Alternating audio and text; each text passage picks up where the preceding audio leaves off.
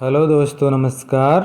आज के इस वीडियो में सामान्य हिंदी अभ्यास शीट संख्या 10। सबसे पहला प्रश्न है, निम्नलिखित में से कौन सी पुस्तक प्रेमचंद द्वारा लिखित नहीं है। लिखित नहीं है तो कायाकल्प, रंगभूमि, कर्मभूमि, ये तीनों जो हैं प्रेमचंद जी की रचनाएं हैं। और ध्रुव स्वामिनी है, ये जयशंकर प्रसाद की रचना है। तो इसका विकल्प संख्या हो जाएगा 4। ध्रुव स्वामिनी जो है नाटक है जयशंकर प्रसाद का, और जबकि कायाकल्प, रंगभूमि, सेवा सदन, गबन गोदान, मंगलसूत्र तथा कर्मभूमि प्रेमचंद द्वारा लिखित रचनाएं हैं। निम्नलिखित में से कौन अष्टछाप का कवि है। 8 लोगों का ये समूह था जिनको हम अष्टछाप के नाम से जानते हैं। तो इनमें से कौन है जो अष्टछाप में शामिल था, तो ये हैं सूरदास जी। विकल्प संख्या हो जाएगा 2। और ये सारे लोग कृष्ण जी की भक्ति में गायन करते थे। अष्टछाप 8 भक्तिकालीन कवियों का समूह था। इसमें कौन कौन थे। नंबर 1 कुंभन दास, 2 सूर्यदास, 3 कृष्णदास, नंबर 4 परमानंद दास, नंबर 5 है गोविंद स्वामी, नंबर 6 नंददास दास, नंबर 7 छीत स्वामी तथा नंबर 8 और लास्ट हैं चतुर्भुज दास। इन्होंने अपने पद एवं कीर्तनों में भगवान श्री कृष्ण की लीलाओं का गुणगान किया है, यानी इन्होंने सबने कृष्ण भक्ति का गायन किया है। वह बहुत मधुर गाता है। इसमें प्रविशेषण चयन कीजिए। प्रविशेषण वह होता है जो जैसे विशेषण होता है जो किसी की विशेषता बताए, और प्रविशेषण जो होता है वो किसी विशेषण की विशेषता की विशेषता बताए। विशेषता की विशेषता बताए। तो इसमें ये बहुत है, मधुर गाता है। मधुर माने बहुत मीठा हो गया गाता है, और बहुत मधुर। तो ये बहुत जो हो गया ये प्रविशेषण हो गया। इसमें विकल्प संख्या हो जाएगा 2। वह बहुत मधुर गाता है में बहुत प्रविशेषण है, क्योंकि यह मधुर अर्थात विशेषता की विशेषता बता रहा है। ये मधुर जो है विशेषता है, उसकी विशेषता बता रहा है।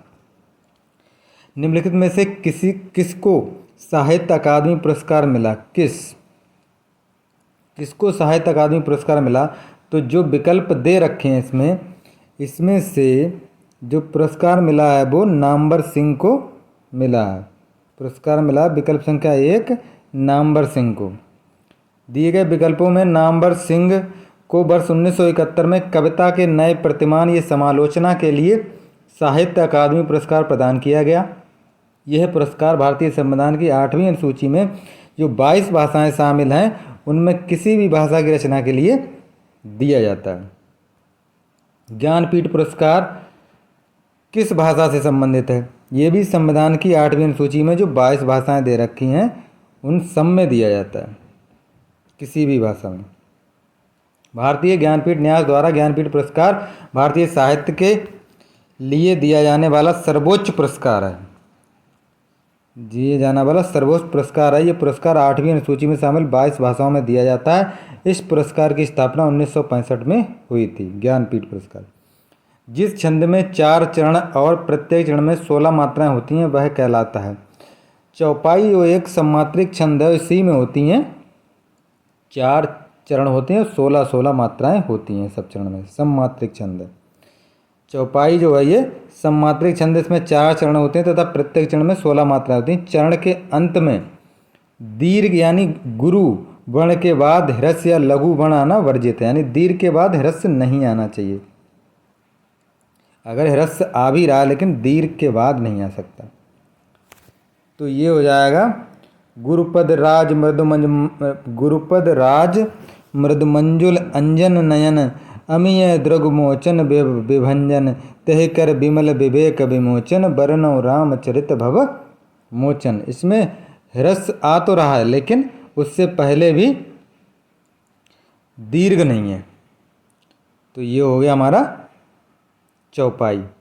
नीचे लिखे शब्दों का वह जोड़ा चुनिए जो एक दूसरे का विलोम ना हो। नहीं पूछ रहा है, ना हो। गुण का अवगुण है, देव का दानव है, तरल का ठोस है, सम्मान का अपमान होगा। तो विकल्प संख्या 3 सही हो जाएगा। सम्मान का विलोम जो है वो अपमान है और आज्ञा का विलोम अवज्ञा होता है। नीचे लिखे शब्दों का वह जोड़ा चुनिए जो दूसरे का विलोम ना हो। इसमें भी पूछ रहा, जय पराजय है, सार्थक निरर्थक है, धर्म पतन उन्नति है, लेकिन धर्म का होता है अधर्म और पुण्य का होता है पाप, तो ये हो जाएगा 4।